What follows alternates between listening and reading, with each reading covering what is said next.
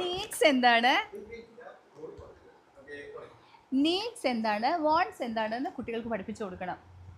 ഞാനിത് മനസ്സിലാക്കിയത് എൻ്റെ സ്കൂളിങ്ങും കഴിഞ്ഞ് കോളേജും കഴിഞ്ഞിട്ട് 10 വർഷം കഴിഞ്ഞിട്ടാണ്. പക്ഷേ ആ അവസ്ഥ കുട്ടികൾക്ക് ഇനി ഉണ്ടാവരുത്.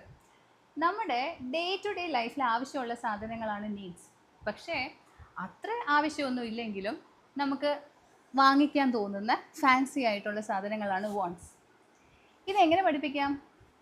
നമ്മൾ സാധനം വാങ്ങിക്കാൻ വേണ്ടി പോകുമ്പോൾ അതിലുള്ള ലിസ്റ്റില്ലേ, അത് പ്രിപ്പയർ ചെയ്യുമ്പോൾ കുട്ടികളെയും കൂടെ ഇരുത്തണം. അത്യാവശ്യം അടുക്കളയിലത്തേക്ക് വേണ്ട സാധനങ്ങൾ, വീട്ടിലത്തേക്ക് വേണ്ടിയിട്ടുള്ള സാധനങ്ങൾ, ഫ്ലോർ ക്ലീനിങ് അല്ലെങ്കിൽ ലോണ്ട്രി, ഇതിനൊക്കെ വേണ്ടിയിട്ടുള്ള സാധനങ്ങൾ ലിസ്റ്റ് ഔട്ട് ചെയ്യാൻ പറയണം. പക്ഷേ ഒരു സൂപ്പർ മാർക്കറ്റിൽ കയറി ചെല്ലുമ്പോൾ അവിടെ പലതും ഇരിക്കും, പലതും വളരെ ഫാൻസി ആയിരിക്കും, നമുക്കിത് വാങ്ങിച്ചേ പറ്റുള്ളൂ എന്ന് തോന്നും. പക്ഷേ അതെല്ലാം വാണ്ട്സ് ആണ് എന്ന് കുട്ടികളോട് കൃത്യമായി പറഞ്ഞ് മനസ്സിലാക്കി കൊടുക്കണം. മേ ബി 2 ദിവസം കഴിഞ്ഞിട്ട് നമുക്ക് വന്ന് വാങ്ങിക്കാം. അതല്ല എങ്കിൽ ഈ ഫ്രൈഡേ നമ്മൾ ഒന്നുകൂടെ വരുന്നുണ്ട്, അപ്പോൾ വാങ്ങിക്കാം. ഇങ്ങനെ ഒന്ന് ഡിലേ ചെയ്തതിന് ശേഷം ഒന്ന് ചിന്തിക്കാൻ പറയണം. വീണ്ടും വീണ്ടും ആ സാധനത്തിന് വേണ്ടിയിട്ട് കുട്ടി വാശി പിടിക്കുന്നുണ്ട് അല്ലെങ്കിൽ ആഗ്രഹിക്കുന്നുണ്ട് എങ്കിൽ മേ ബി നമുക്കത് പതിയെ വാങ്ങിച്ചു കൊടുക്കാം. പക്ഷേ കണ്ട സാധനങ്ങൾ ഉടനെ വാങ്ങിച്ചു കൊടുക്കരുത്, അത് അവരെ സ്പോയിൽ ചെയ്യും. ഇങ്ങനെ കൃത്യമായ പ്ലാനിങ്ങിന് ശേഷം മാത്രം ഷോപ്പിങ്ങിന് കുട്ടികളെ കൂട്ടുക. ഈ ലിസ്റ്റിൽ ഇല്ലാത്ത ഒരു സാധനം പോലും വാങ്ങിക്കാൻ അവരെ സമ്മതിക്കുകയും ചെയ്യരുത്.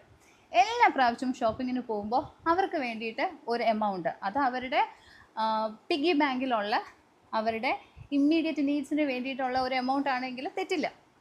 100-200 രൂപയ്ക്ക് അവർക്ക് ഇഷ്ടമുള്ള സാധനം വാങ്ങിക്കാൻ വേണ്ടിയിട്ടുള്ള ഫ്രീഡം അവർക്ക് കൊടുക്കുക. അവർ സ്പെൻഡ് ചെയ്തപ്പോൾ എക്സ്ട്രാ എമൗണ്ട് ആയിട്ടുണ്ട് എങ്കിൽ അതിന് നിങ്ങൾ കടം കൊടുക്കുന്നത് പോലെ അവർക്ക് കൊടുക്കുക. നിങ്ങൾ ഇനി ഏൺ ചെയ്യുമ്പോൾ ഇപ്പോൾ എൻ്റെ നിന്ന് വാങ്ങിച്ച് 20 റുപ്പീസ് അല്ലെങ്കിൽ 30 റുപ്പീസ് അതെനിക്ക് തിരിച്ചു തരണം കേട്ടോ. ഇത് കുട്ടിയെ ഡെപ്റ്റ് എന്താണ് എന്ന് മനസ്സിലാക്കാൻ സഹായിക്കും. ഇങ്ങനെ ഏൺ ചെയ്തതാണ് ഇൻകം എന്നും സ്പെൻഡ് ചെയ്തതാണ് എക്സ്പെൻഡിച്ചർ എന്നും അധികം നമുക്ക് ചിലവായത് നമ്മുടെ ഡെപ്റ്റാണ് എന്നും കുട്ടികൾക്ക് കൃത്യമായി പഠിപ്പിച്ചു കൊടുക്കാൻ ഇങ്ങനെയുള്ള ഡെയിലി അവസരങ്ങൾ ഉപയോഗിക്കുക. ഇതൊക്കെ ശ്രദ്ധിക്കുക. I know, because you are the mindful parent.